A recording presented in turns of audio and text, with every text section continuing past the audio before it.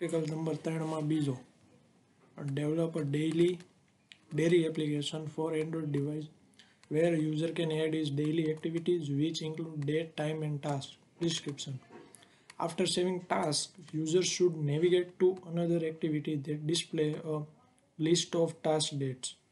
એટલે કે ટાસ્કને એડ કરી નાખે પછી બીજું પેજ એવું બનાવવાનું જેની અંદર એને ડેટ બતાવતા હોય બધી date. On click of any date task detail that date should be displayed to next activity. એટલે કે જો ડેટ સિલેક્ટ થાય એટલે બાજુના પેજમાં એની એક્ટિવિટી જેટલી હોય ને એ તારીખની એ બતાવવા જોઈએ. If no task is found on that date then display appropriate toast message. એટલે કે જો ટાસ્ક ન હોય તો એ દિવસનામાં આવો ટોસ્ટ મેસેજ મૂકી દેવાનો. જો આઉટપુટ પહેલાં બતાવી દઉં કઈ રીતનું દેખાશે. અહીંયા રહ્યું આ રીતનું છે. એમાં પહેલાં તો આ ડેટ ઉપર ક્લિક કર્યું, ડેટ સિલેક્ટ કરવાની કઈ આપણે 31 તારીખ રાખી. ડિસ્ક્રિપ્શન ટાઈમ બાકી રહી ગયો 12 વાગે એ જેટલા વાગ્યા થાય અને ડિસ્ક્રિપ્શન લખી અને એડ ટાસ્ક કરી દીધું. આવી ગયું જો આ તારીખનું મેં ટોસ્ટ મેસેજ કર્યો હતો. હવે 100 ટાસ્કનું કર્યું એટલે એની અંદર આ બધું બતાવ્યું. 31 તારીખ રાખી હતી. 31 તારીખમાં તો એડ થઈ ગઈ છે. જો આવી ગયું ટાસ્ક. હવે પાછળનામાં જો આ 30 તારીખનામાં હમણાં હું મેં કરતો હતો તે બતાવું એનું. તો એ દિવસના 2 ટાસ્ક હોય તો એ બે બતાવવાના ટાઈમ વાઇઝ. તો આ રીતનું બનાવવાનું છે. કઈ રીતના હવે એ જોઈ. પહેલાં તો ડિઝાઇન ખબર પડી ગઈ. જો આ મેઇન એક્ટિવિટી છે. મેઇન એક્ટિવિટીની XML ફાઇલ હતી એ ઓલી હતી. જો આ રીતનું એમાં મૂકી દેવાનું set date, set time, set description અને એડ ટાસ્ક નામનું. હવે એની અંદર એ બધી જે વસ્તુ એની અંદર પાછું ટાઈમ પિકર લઈ લેવાનું અને ડેટ પિકર લઈ લેવાનું. ડેટ પિકર, ટાઈમ પિકર એની વિઝિબિલિટી રહી અત્યારે ગોન આપવાની. જ્યારે બટન ઉપર ક્લિક થાય તો અહીંયા વિઝિબલ થવું જોઈએ. એ તો હવે આવડે, એમાં મગજ ન વાપરવાનું. પછી એ બધા માટે ઓલા જે બટન બતાવ્યા હતા ને એ બટન લઈ લેવાના અને એક એડિટ ટેક્સ્ટ બોક્સ લઈ લેવાનું જેની અંદર આપણે બધું ડિસ્ક્રિપ્શન એડ કરી શકવી.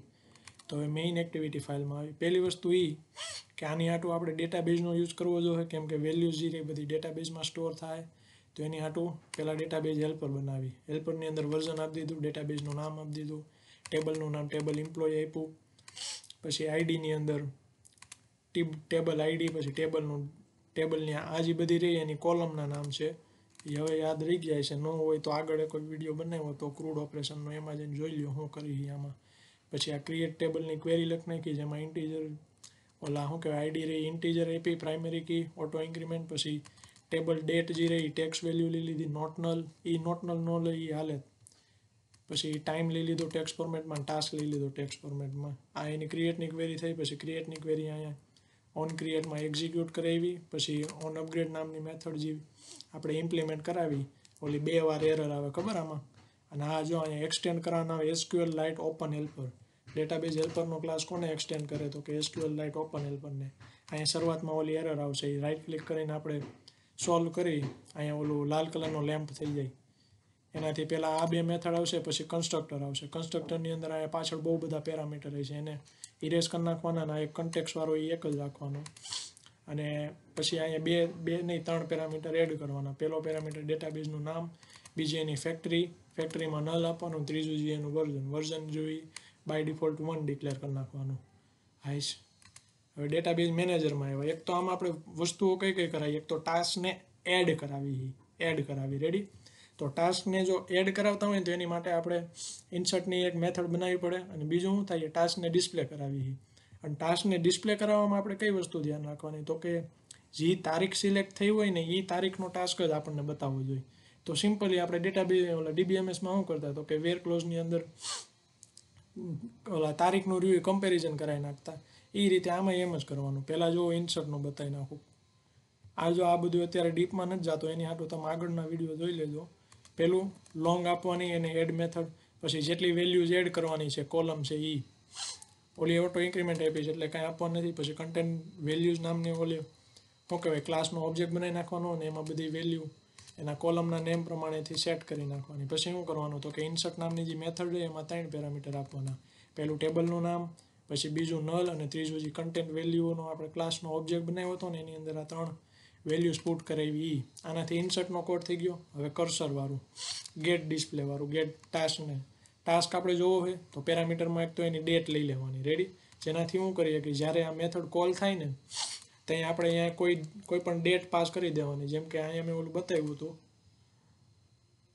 આની અંદર કે જો હું 100 ટાસ્ક ઉપર કરું છું તો અહીંયા હું એકાદી ડેટ સિલેક્ટ કરીને 100 ઉપર કરીશ ને એટલે 100 બટનની અંદર મેં આ જે ફંક્શન રહ્યું ને એને મેં કોલ કરાવ્યું છે અને એની અંદર સ્ટ્રિંગમાં આ ડેટ પાસ થતી છે એ રીતે. હવે એની ક્વેરી જોઈએ. ક્વેરીની અંદર પેલું તો ફિક્સ રહે ટેબલનું નામ. હજી અહીંયા ટેબલની નામની જગ્યાએ હજી એક વસ્તુ આવી શકે એ છે ડિસ્ટિંગ કરીને. આપણે DBMSમાં શીખાતા ડિસ્ટિંગ શું કામ વપરાય તો કે યુનિક ડેટ્સ હોય ને બધી એની માટે. પણ અત્યારે એમાં આપણે નથી જોવાનું, અત્યારે ખાલી આ જ જોવી કે helper dot table name. Ready? પેલું ટેબલનું નામ આપ્યું. બીજું જે રહ્યું એ આપણે કઈ વેલ્યુઝ આપણે જોઈ છે એટલે આપણે રિટ્રાઈવ કઈ વેલ્યુઝ કરવાની છે તો કે હેલ્પર ડોટ TID. આ જો TID રહ્યું ને આપવું ફરજિયાત થઈ ગયું હોય કેમ કે આ TID વગર કરવી છે ને તો એરર આવે છે. પણ આપણે પ્રેક્ટિકલ એક્ઝામની અંદર ધ્યાન રાખવાનું, પણ થિયરિકલ એક્ઝામમાં ન લખવી તોય હાલશે, મેડમનું ધ્યાન ન રહે એટલું બધું. પછી બીજી જે વેલ્યુ રહી એક તો ટાઈમ જોવાનો કે આપણે કયો ટાઈમ જોઈશે ને ત્રીજી વેલ્યુ આપણે સિલેક્ટ કરાવી કઈ તો કે એનો ટાસ્ક એટલે કે એનું ડિસ્ક્રિપ્શન, ટાસ્કનું ડિસ્ક્રિપ્શન. હવે આ જે રહ્યું ને એની કન્ડિશન મૂકવાની કે એની કન્ડિશન શું છે. તો એની કન્ડિશનમાં પહેલાં સિલેક્શન લખવાનું કે સિલેક્ટ શું કરવાનું છે તો કે ટેબલ ઓલા હેલ્પર ડોટ ટી ડેટ એટલે અહીંયા ઓલું વેર કન્ડિશન શું આવતી વેર ડેટ ઇઝ ઇક્વલ ટુ પછી પેરામીટરમાંથી જે ડેટ આવતી હોય એ તો સેમ અહીંયા એ જ કરવાનું. તો કે હેલ્પર ડોટ ડેટ એટલે કે કોલમનું નામ પ્લસ ઇક્વલ ટુ કરીને ક્વેશ્ચન માર્ક એટલે શું થાય આ જે વેલ્યુ જે રહીને આગળના પેરામીટરમાં ડિસ્ક્રાઇબ કરી છે તો અલ્પવિરામ કરીને આગળના પેરામીટરની અંદર સ્ટ્રિંગના એરેની અંદર એ વેલ્યુ ડિસ્ક્રાઇબ કરવાની ડેટ નામની. હવે જો અહીંયા મેં 2 વેલ્યુ લીધી હોત ને તો શું થાત અહીંયા પાછળ એન્ડ કરીને લખવાનું એન્ડ કરીને અને અહીંયા બીજી વેલ્યુ ટાઈમની ફિક્સ કરવાની. જો મેં 2 વેલ્યુ ઓલા શું કહેવાય 2 આર્ગ્યુમેન્ટો પાસ કરાવતો હોય જેમ કે વેર ટાઈમ ઇઝ ઇક્વલ ટુ આ and date is equal two આ તો પછી બીજું શું આપ્યું ગ્રુપ બાય હેવિંગ અને ઓર્ડર બાય. આ 3 વેલ્યુ જે રહી મેં ન આપી છે. ઓર્ડર બાયની અંદર તમારે ઓલું કરવું હોય તો કરી શકો કે helper dot T time plus is equal plus ASC કે DESC એટલે કે અસેન્ડિંગ ફોર્મેટમાં જોઈએ ડિસેન્ડિંગ ફોર્મેટમાં. આ ડેટાબેઝ મેનેજર થઈ ગયો. હવે એની 2 મેથડો રહી આ એડની ને ગેટ ટાસ્કની. હવે આપણે મેઇન એક્ટિવિટીમાં આવી. મેઇન એક્ટિવિટીમાં શું કરાવ્યું છે તો કે ખાલી આપણે એને ડેટાને ઇન્સર્ટ જ કરાવી છે. હજી એક વસ્તુ ડેટાબેઝ મેનેજરનો ક્લાસ જે રહ્યો કોલ કરાવવાનો થાય એનું નામ છે SQLite ડેટાબેઝ. ઓલામાં આપણે એક્સટેન્ડ કરાવતા હતા, આમાં ઓબ્જેક્ટ બનાવવાનો આવે અને ઓબ્જેક્ટ બનાવી એ પછી આ રીતે કરવાનું. જો અહીંયા એની ઓપન માથે નહીં ગેટ રાઇટેબલ ડેટાબેઝ નામનો ઓબ્જેક્ટ જે ઓબ્જેક્ટ મેથડ જે રહી એ કોલ કરાવવાની એ હેલ્પરનો ઓબ્જેક્ટમાંથી આવશે અને હેલ્પરને આ રીતે ઇનિશિયલાઇઝ કરવાનું ઉપર. એ આગળના વિડીયોમાં જોઈ લેજો હરખું સમજવું હોય.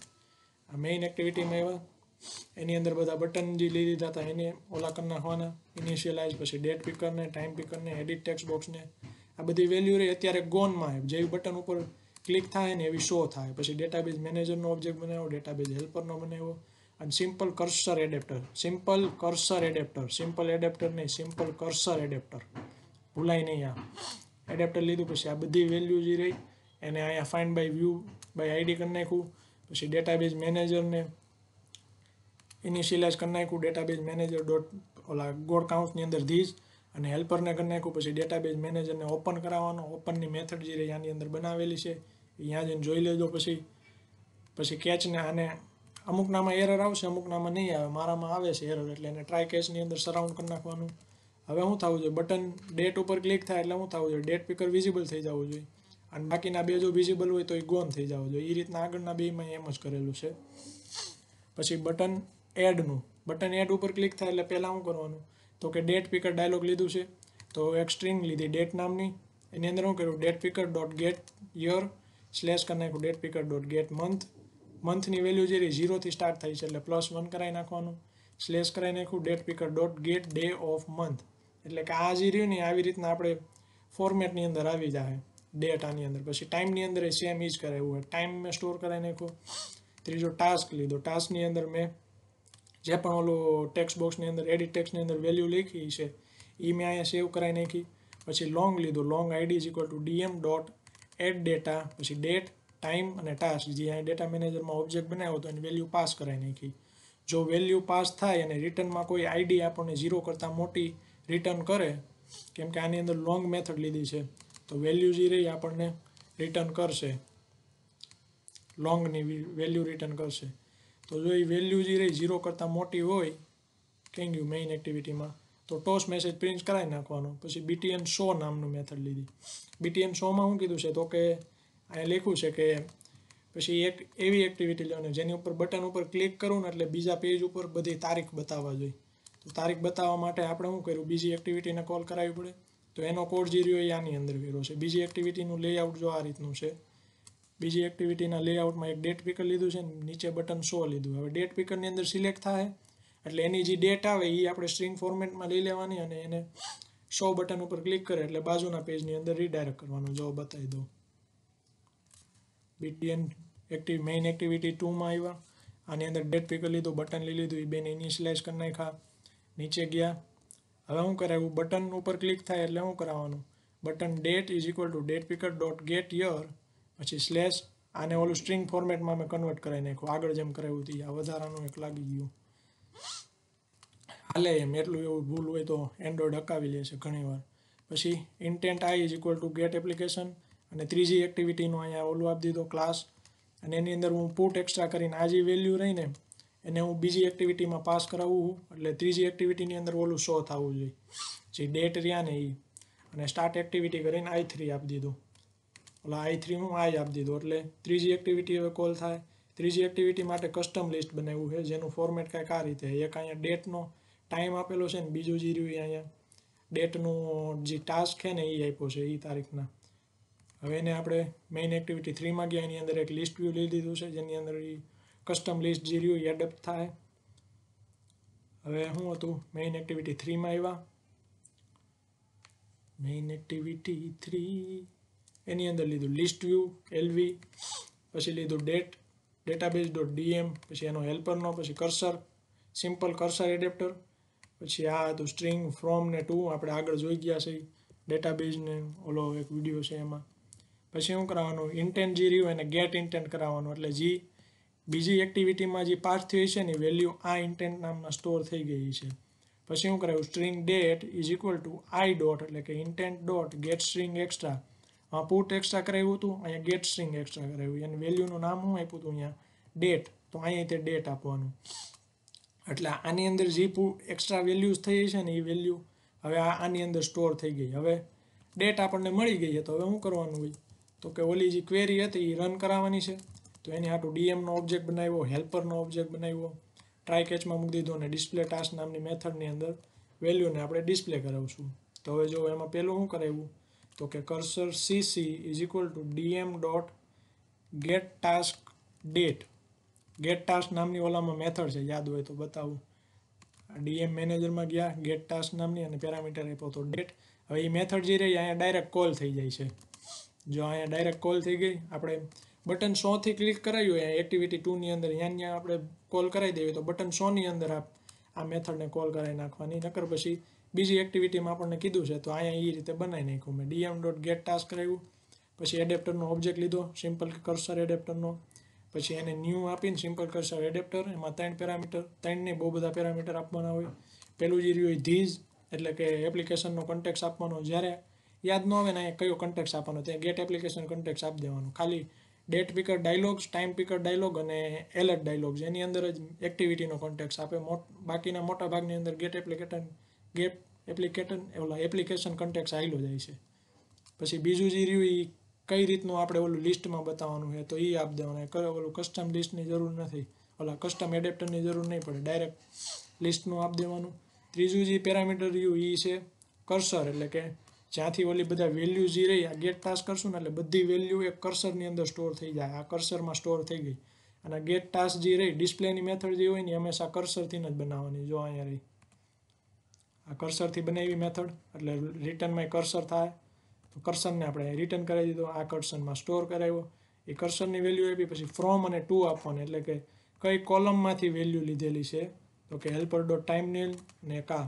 અને હવે એને બતાવવાની ક્યાં છે, તો કે r.id.tv3માં અને tv4માં. એ બે જે રહ્યા કસ્ટમ લિસ્ટના બે ઓબ્જેક્ટ છે. ઓલો ઓબ્જેક્ટ હું કંટ્રોલ છે. પછી આ એની નોટિફાઈ ચેન્જવાળી મેથડ બનાવી નાખી અને lv ડોટ સેટ એડેપ્ટર કરીને એડેપ્ટર જે બનાવ્યો હતો ને એને એડેપ્ટ કરાવી નાખ્યો. તો આ રીતે આખું બીજો જે રહ્યો એ કામ કરશે. હવે આમાં બાકી કાંઈ નથી. જય હો.